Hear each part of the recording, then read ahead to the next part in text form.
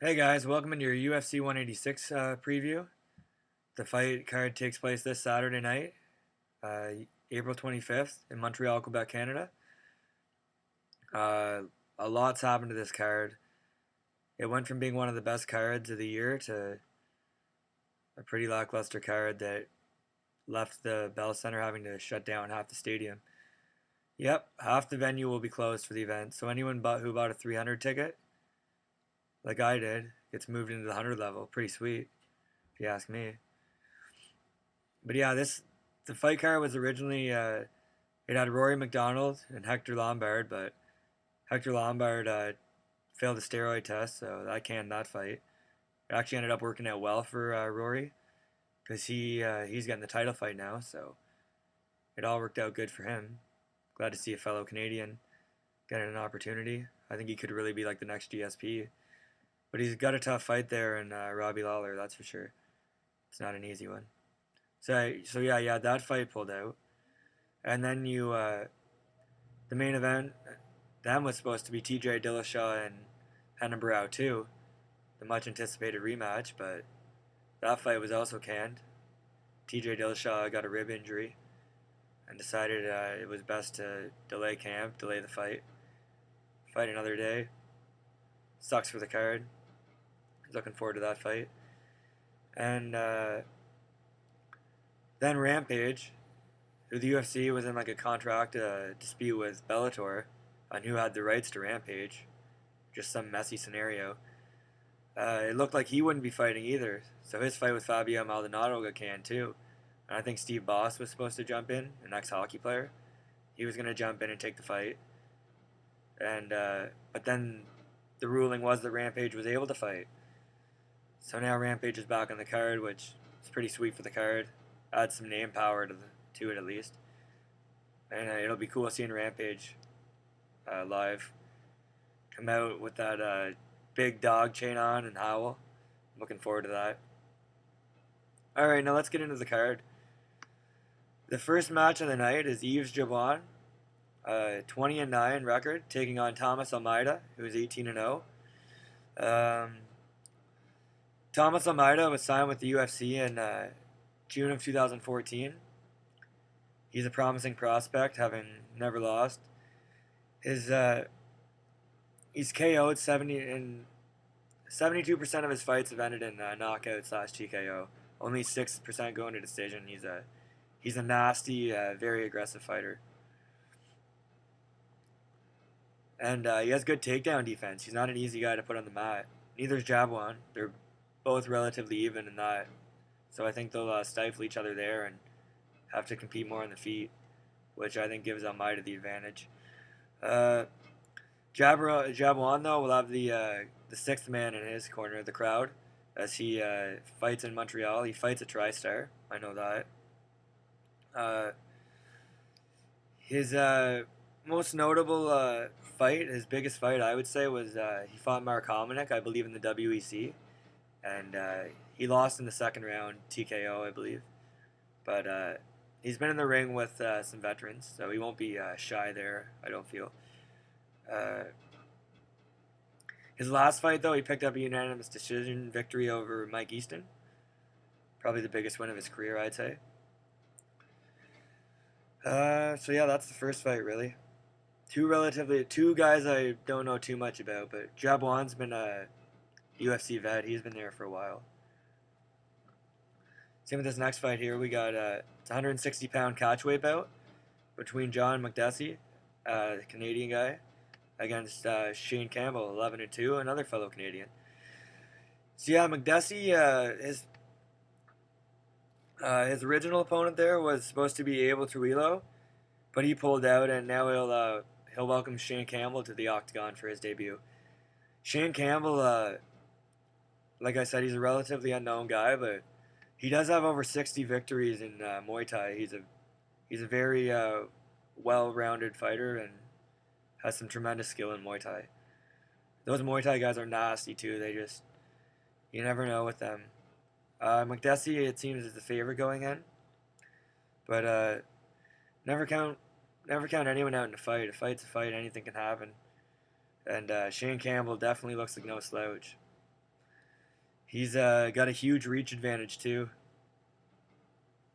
which could come into uh, come into play with him utilizing the Muay Thai.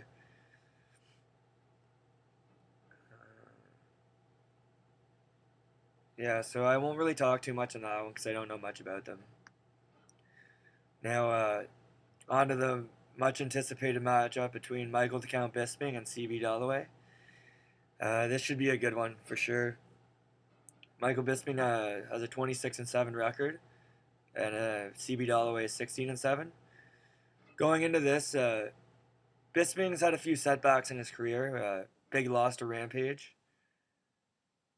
Or, not Rampage, sorry. Fuck, what am I talking about? I'm getting ahead of myself going on to the next card. Big knockout loss to Dan Henderson. That was one of the nastiest knockouts I've ever seen. That was at UFC 100. When Dan Henderson pretty much took his head off with that right hand, the H-bomb, and then went down and did some unnecessary damage with that Superman punch. And I feel like Bisping's never really been the same since then. But yeah, he's the guy. He's always been one fight away from that title fight. You know, even the time he fought Chael Sonnen, he lost a decision fight, but it looked like he. I thought he might have won the fight, and I'm a big Sonnen fan. But even Sonnen after the fight went, you know, you might have got me in that. But no, the judges went to Sonnen. Can't blame them. I think that could have had a part to play with Silva, Sonnen too. Everyone wanted to see that. No one really cared about seeing Michael Bisping and Anderson. That wasn't the fight that was going to generate the UFC a million pay-per-view buys, like Sonnen Silva too, which it did. It was one of its highest grossing events, I know that. Yeah, CB Dollaway, I'm pretty sure his last fight was against Lyoto Machida when he ate that nasty shot to the body. It's obviously not a lucky shot because it's Machida, but I don't see that happening again to him where he just gets flashed TKO'd like that. I do see Bisping winning the fight with his technical boxing and his good footwork. He's got really good footwork in the cage, and the man has a tremendous fucking gas tank. He never gets tired. Incredible cardio. CB Dollaway is really if he wrestled Bisping, but even I don't know, Bisping's just too well rounded. I don't see you being able to hold Bisping down, especially with that gas tank. You'll probably get tired on top of him before he even gets tired. So yeah, I don't know. I like Michael Bisping by decision in this one. Deke out the decision. It's my sleeper for fight of the night for sure. The war of the words leading into this one. These two clearly don't like each other, and Bisping said he wants to steal the show in Montreal with what all has happened to the card, and be interesting to see how that plays out. So yeah, I have Michael Bisping by decision. CB could win a round though. It depends on the gas tank. If Bisping lands a couple nice jabs in the first and maybe gasses him, then no, Bisping would probably win 3-love. But if not, if it's maybe a little closer round, I could see CB Dollaway squeaking out a round in the fight. Who knows? He could even squeak out the fight. You never know. Bisping's hit or miss sometimes. All right, on to the co-main event of the evening. The fight we didn't even think was happening. Rampage Jackson versus Fabio Maldonado. Maldonado is 12th right now in the rankings for the UFC. Their new ranking system. Don't really know how I feel about that. It's all fucked up. I think they just did it so they want the guys with the higher rankings so they can make more money when this new Reebok deal comes in. They want the top ranked guys to make the most money, clearly. They don't want Joe Schmo making more than Anderson Silva. It just doesn't make any sense. So yeah, Rampage making as much anticipated return to the octagon in this one. I'm excited to see him back. He's not one of my favorite fighters per se, but I enjoy watching him fight. I've watched a lot of his old Pride highlights. Like that power bomb when he fucking near put that guy through the ring. Anytime Rampage throws a slam, your brother, you almost hold your brother like, fucking thinking he might knock some guy out again. It's fucking. I really like it. I really like when he strikes too, with people. It doesn't just isn't one dimensional, because he can get really one dimensional with his punches. But when he throws that in with the wrestling and the takedowns, he's not much of a takedown guy, but Or leg kicks, as Joe Rogan used to always get pissed at him. He doesn't throw enough leg kicks. And he doesn't. I think if he threw more, it would really open up the power in that right hook of his. But Maldonado's no slouch either. He's got some heavy hands on him. He's actually finished 64% of his fights by TKO or KO. Only going decision 27% of the time. So this could lead to a barn-burning slugfest, which with a lot of the times when these fight cards fall off or aren't that stacked, they turn out to be better than they were because you're not really expecting that much going in. I'm really not expecting that much in this card. This fight could be a stinker, but I think Rampage wants to get back to his winning ways, and especially his winning ways in the best organization in the world, the UFC. He can win as many fights as he wants in Bellator, but in my opinion, it doesn't mean as much as when he does it in the UFC. Alright, let's move on to the main event of the night for the flyweight title. Got Demetrius Mighty Mouse Johnson defending against Kyoji Horiguchi. Horiguchi looks to become the first Japanese fighter to win a UFC title. Comes in at 15-1, and Demetrius is 21-2-1. Quoted as being the best pound-for-pound fighter in the world by the higher-ups in the UFC.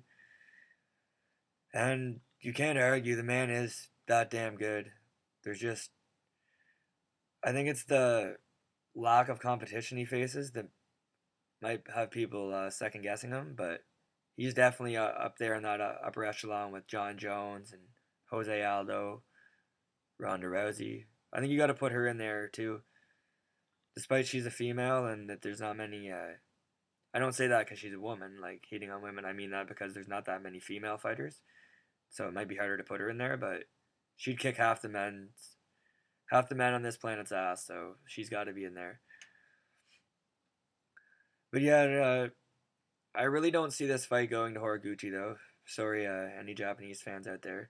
I like the Japanese fighters too. Actually, I used to be a big fan of Yushin Okami back in the day. But yeah, Demetrius is just too good, too quick. I think it's going to be a lot like the opponents that meet John Jones. They just think they might be better than him at something, and he's better than them at it. Like, he makes a lot of guys look bad that are good.